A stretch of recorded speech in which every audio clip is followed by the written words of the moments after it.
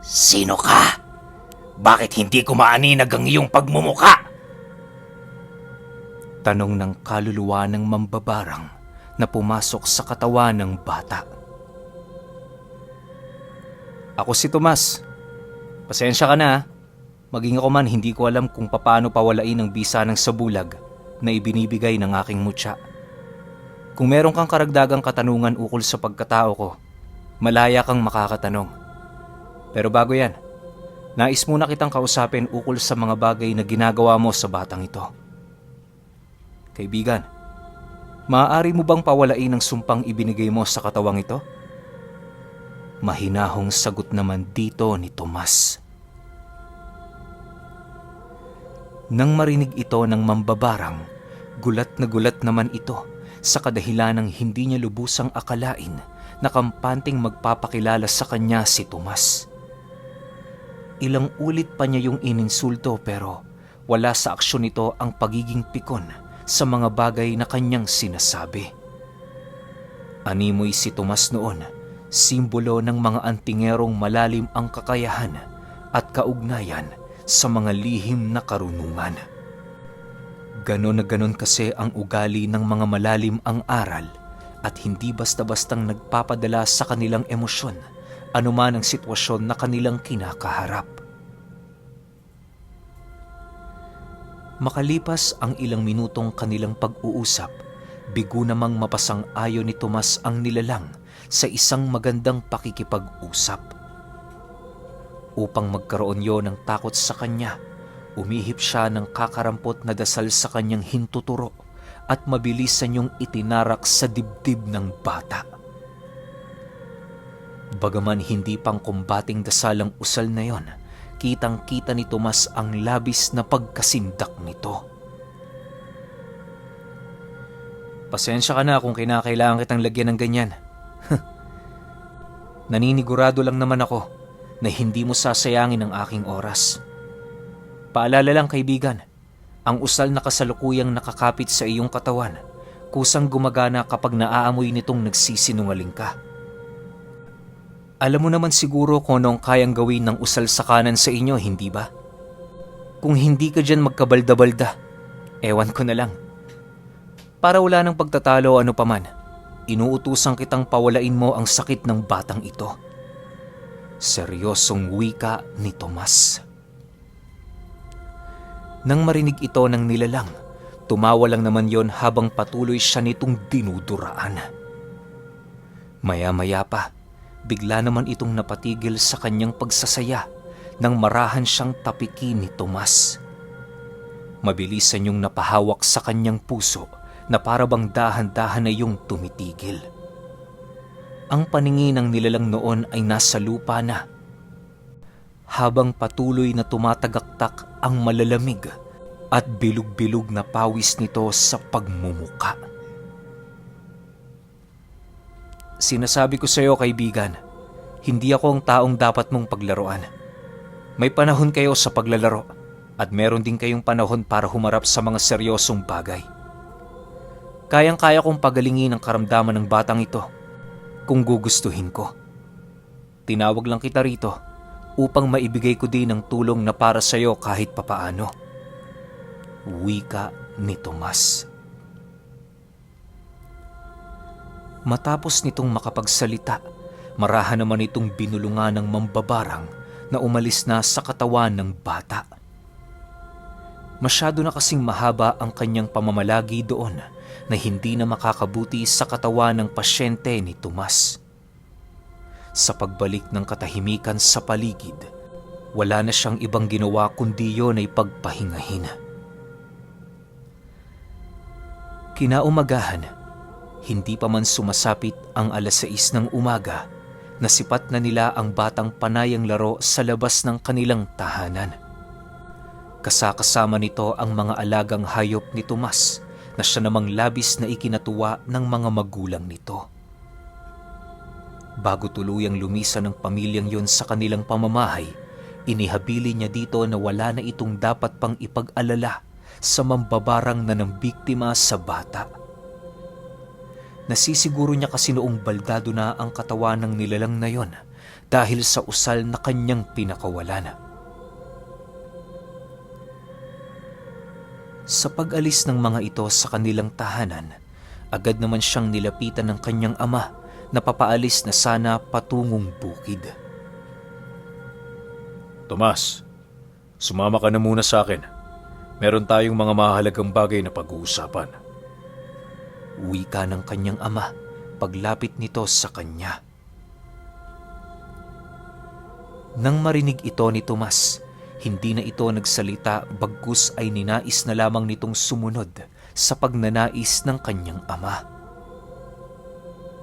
Sa pagdating nila noon sa bundok, kumain muna sila bago magtrabaho para naman kahit papaano'y magkaroon ng laman ng kanilang mga sikmura.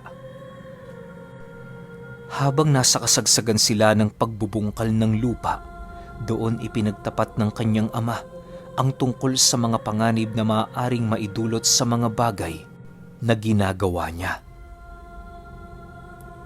Ayon dito, na kung maaari iwasan niyang gumawa ng mga bagay na maaaring magpatunog sa pangalan niya upang makaiwas sa mga nilalang na pasimpleng kumakalaban sa kanya.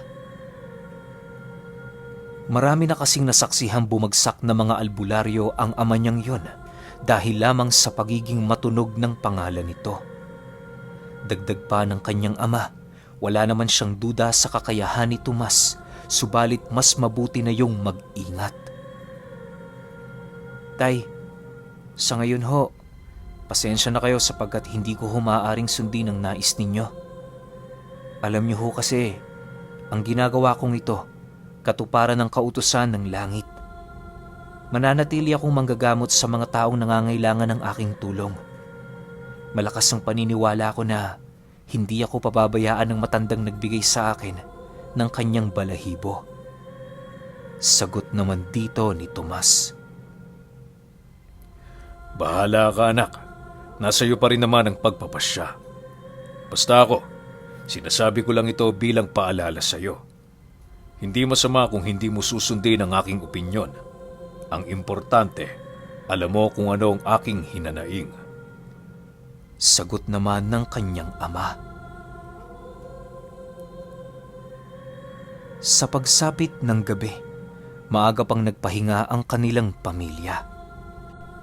Pagod na pagod kasi sila noon sa maghapong trabaho sa bukid, gawa ng nagtanim sila ng kamote at iba pang bungang kahoy. Habang natutulog noon si Tomas, muli na namang naglakbay ang kanyang kalagayan patungo sa kanilang baryo. Nakasilay siya ng isang pamilyang nananakbo sa kagubatan na biglang pumasok sa isang tahanang di kalayuan sa kanilang kinaroroonan. Nakakapagtakang nakapasok ang mga ito sa kabila ng lalim ng gabi at sa kasagsagan ng pamamahinga ng kanilang kababaryo.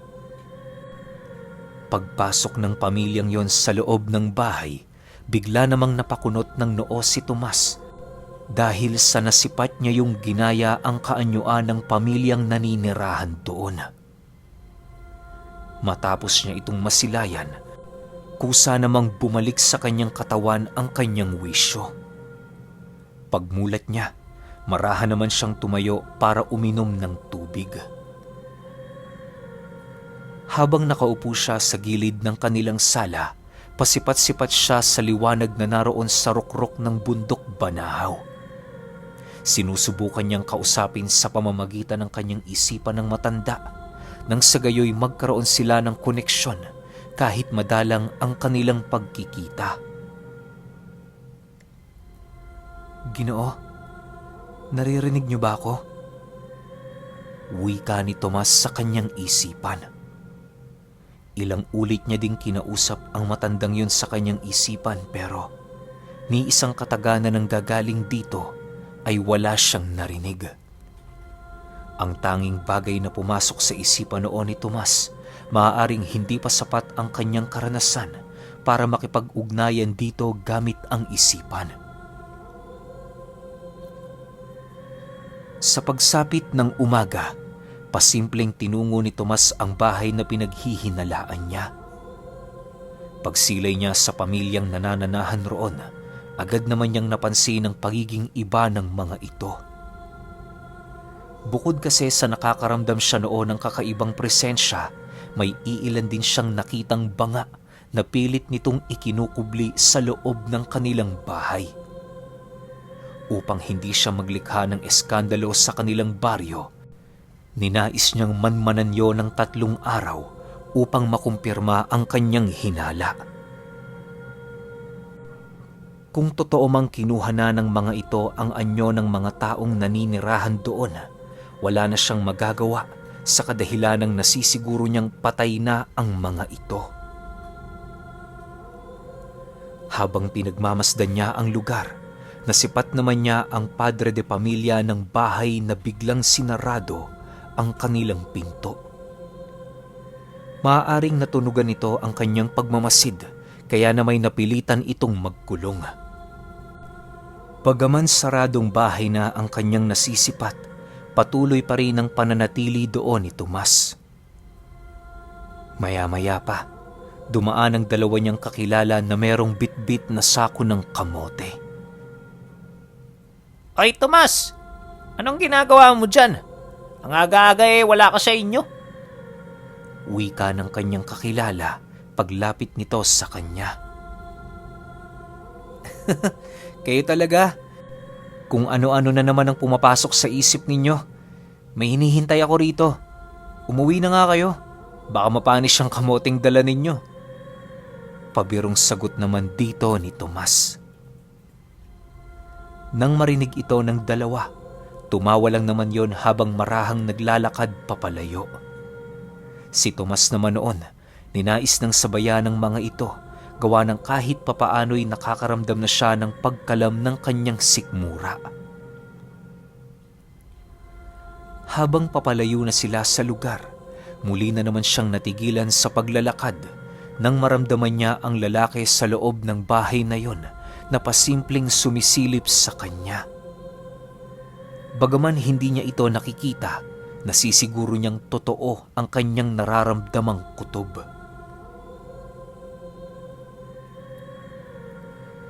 Sa paglipas ng 2 araw, naging madalas ang pagdaan ni Tomas sa bahay na kanyang pinagmamanmanan. Doon ay nasisipat niya ang pamilya na yon na marami ng mga bangang pinapasok sa loob ng kanilang tahanan. Napapansin na din niya ang pagiging makalat ng bakuran nito na siya namang ipinagtaka ng iilan sa kanilang mga kababaryo. Kilala kasi nila ang pamilyang nakatira sa bahay na yon bilang mga masinop na tao. Ang labis pang ipinagtaka nila ay kung bakit hindi na sila nito nagagawa pang makilala. Upang hindi gaanong maalerto ang kanilang lugar sa mga kakaibang pangyayari, si Tomas na mismo ang nagpresenta na umayos ng gulong yon. Ipinagbigay alam niya sa lahat ng kanyang mga kakilala na hanggat maaari, layuan ang tahanang kanyang pinagmamasdan. Bagaman hindi niya inilahad ang buong detalye ng kanyang mga nalaman, nagawa naman itong sundin ng iilang taong naniniwala sa kanya. Sa pagpatak ng 3 araw, doon na naglakas loob si Tomas na harapin ang pamilyang yon. Bale, sinakto niya sa pagtalikod ng araw ang pagtungo sa lugar nang sa gayoy aktibo ang pamilya na pinaghihinalaan niyang mga aswang. Sa pagsilay niya sa tahanan ng mga ito, agad naman niyang nasipat ang ilang madudungis na bata na naglalaro sa bakuran. Maniwala kayo o hindi, magmula noong nasipat ni Tomas ang ganoong pangitain sa kanyang panaginip, tuluyan ng bumaliktad ang sitwasyon ng pamilyang yun. Kapag umaga, hindi mo ito makikitang nasa labas na para bang nagtatago. Pero kapag hapon, doon na nag-uumpisang lumabas ang mga anak nito para maglaro. Halos inaabot ang mga batang yon sa kakalaro hanggang sa pagsapit ng 10:00 ng gabi na para bang hindi yun problema para sa mga magulang nito. Bagaman marami ang nakakapansin sa ganoong bagay, mariing ipinagbigay alam ni Tomas na kahit anong mangyari wag nilang papakialaman ng pamilyang kanyang binabantayan. Bilang isang albularyo sa kanilang lugar, tiwala naman ng mga nakakakilala sa kanya na meron doong nagaganap na hindi kaaya-aya. Sa pagpasok niya sa bakuran ng bahay nito, bigla namang nagsitakbuhan ang mga bata papasok ng kanilang tahanan. Maya-maya pa, lumabas mula roon ang isang lalaking walang saplot pang itaas na seryosong nakatitig sa kanya. Basang-basa ang buong katawan nito na parabang nalublub yun sa isang galong langis. Nang makalapit na yon sa kanyang kinaroroonan, amoy na amoy ni Tomas ang malabangkay nitong hininga. Manong, mukhang kakagising lang natin ah. Bungad na wika niya rito. Nang marinig ng lalaki ang kanyang sinabi, nanatili lang naman yung nakatitig sa kanya habang nananatiling walang imik.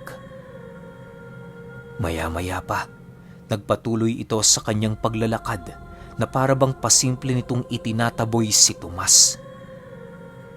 Hindi naman siya nagpatinag sa ginawa ng lalaking yon, bagkus ay pinilit niyang labanan ang ginawa nito. Pagsilay niyang ilang metro na lamang ang lapit nito sa kanya, nakangiti pa siyang tumitig sa lalaki habang nagsasabi ng, Paano mo ako maitataboy kung hindi mo ako kayang mahawakan? Umatras ka ng bahagya, Manong. Matuto kang lumugar. Pag hindi ka taga rito, huwag kang magpadalos-dalos sa mga iniisip mo. Matapos itong mailahad ni Tomas, dahan-dahan namang umatras ang lalaking yon. Bagaman nanlilisik ang paningin nitong nakatitig sa kanya, nasisiguro ni Tomas na sindak ito sa mga bagay na kanyang sinabi.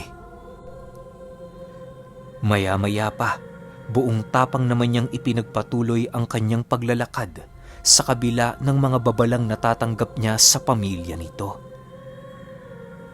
Ilang minuto pa ang lumipas, kasalukuyan na nga siyang nakaharap sa entradang pinto ng bahay kung saan doon niya nasilayan ang iilang mga banga na merong mga nakalaylay na kamay ng tao. Dahil sa kanyang mga nakita, halos mag-umapaw naman ang kanyang galit sa mga nilalang na yon. Walang sabi-sabi, buong lakas niyang tinigalpo ang lalaki at kasabay nito ang mabilisan niyang pagkaladkad dito papaloob ng bahay. Nagpasya siyang makipaglaban sa mga nilalang na yun sa loob upang hindi sila makita ng kanyang mga kababaryong nagmamasid. Matapos niya itong gawin, tumambad sa kanyang harapan ang pamilya nitong parang mga baliw na hayop na panayang pagtitig sa kanya habang walang patidang pagtulo ng laway nito sa kanilang mga bunganga. Bago niya tuluyang pakawala ng lalaking yon, inihipan niya yon ng usal sa pagmumuka na siya namang nagbigay dito ng labis na sakit at paghihirap. Pagsilay ng mga kamag-anak ng lalaki sa kasalukuyan nitong katayuan, mabilis na naman yung nagpalit anyo para siya ay sunggaban. Sa pagkakatanda ni Tomas, nasa bilang ng 8 ang miyembro ng pamilya nito, kung kaya't inakala ng mga itong madali siyang matatalo kung pipiliin nila yung pagtulungan. Subalit, lingid sa kaalaman ng mga nilalang, sapat na ang balahibo ng anghel na hawak ni Tomas upang sila'y tupukin. Pagsilay niyang malapit ng tumarak sa kanyang katawan ang matatalas nitong kuko, marahan naman niyang dinukot sa kanyang bewang ang itinatago niyang mutya. Paghawak niya rito, laking gulat na lamang ng mga aswang nang bigla silang makaramdam ng napakabigat na presensya sa loob ng pugad. Sa sobrang bigat nito, dumating sa puntong lumagpak sa lupa ang kanilang mga katawan.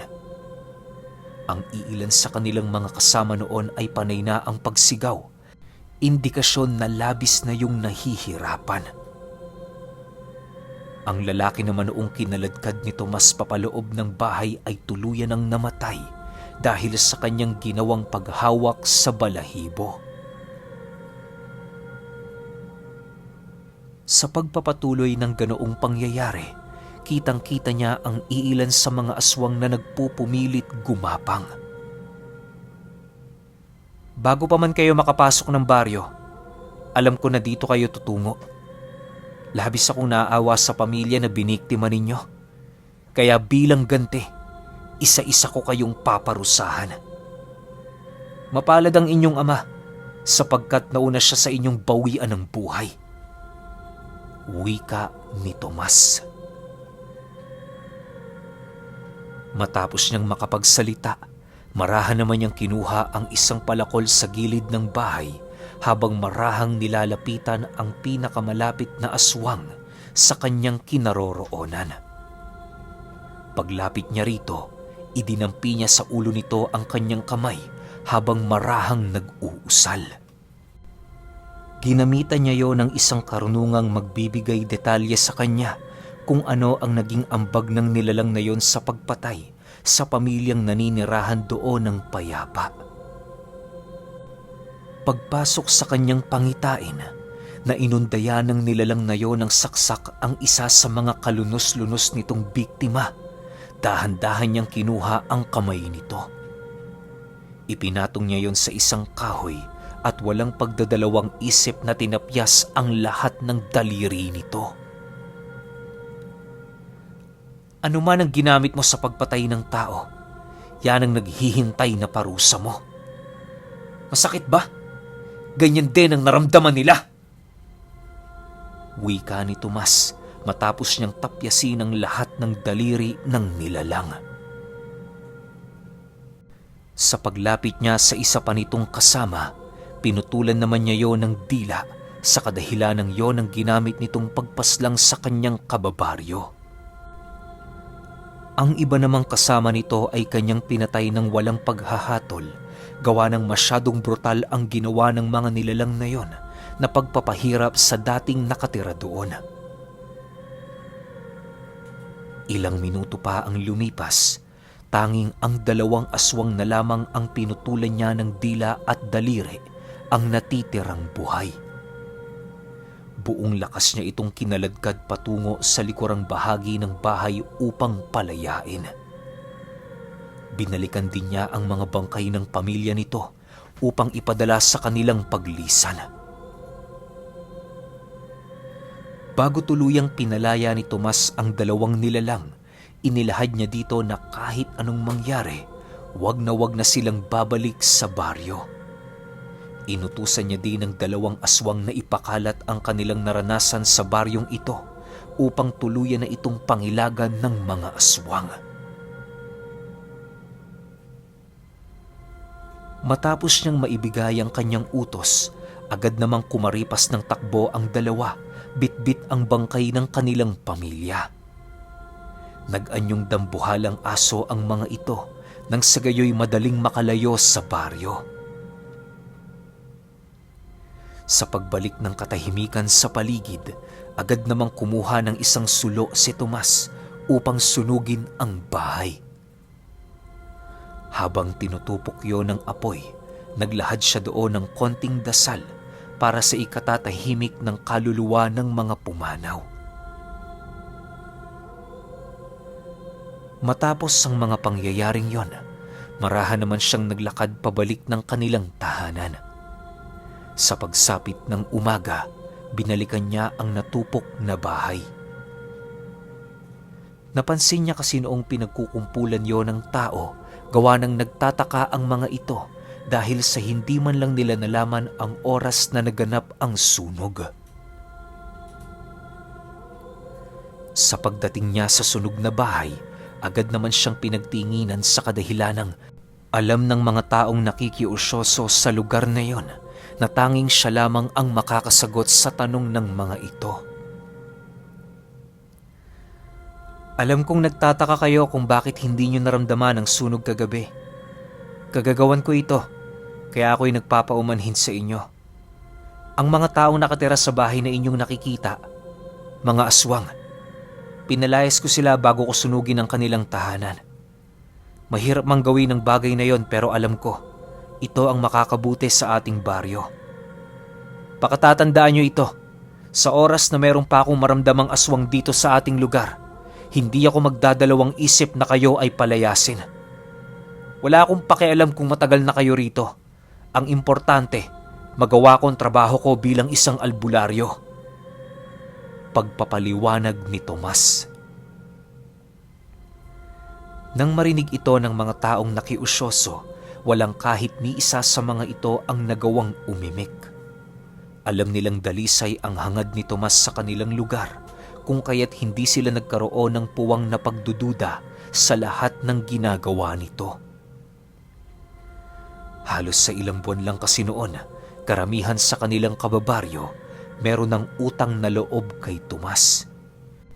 Ito na kasi ang nilalapitan nila sa oras na meron silang karamdamang hindi nila kayang mapagaling.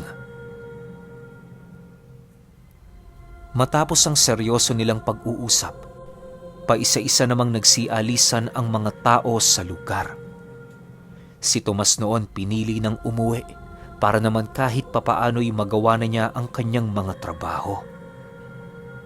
Nang makabalik na siya sa kanilang tahanan, bumungad ang kanyang ama na nakatitig sa kanya. Alam niyang nag-aalala ito, gawa ng minsan niya lamang yung masipat na nasa ganoong estado. Tomas, magpalamig ka muna. Dahil dyan sa iyong mga ginagawa, hindi maglalaon magkakaroon ka ng kalaban na papantay sa iyong lakas. Napakamapanganib ng iyong sitwasyon sapagkat hindi mo pa naramdamang matakot o masindak sa mga nilalang. Wika ng kanyang ama.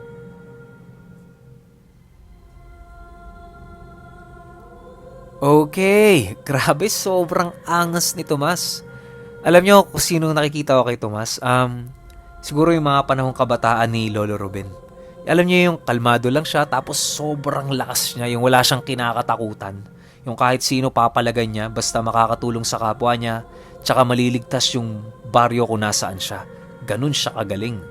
Pero yung 4, 5, 6, 7, Saturday, Sunday tayo magkita-kits doon. Bukas, bukas? Wednesday hanggang Friday, puro tayo one hit. Para naman hindi manawa yung iba kasi meron tayong mga bagong listeners na nagre-reklamo na pag sunod-sunod yung series tapos hindi sila nakakasubaybay. Kaya para dun sa mga tao na yon, gagawa tayo ng mga one hit. Yun lang. Salamat.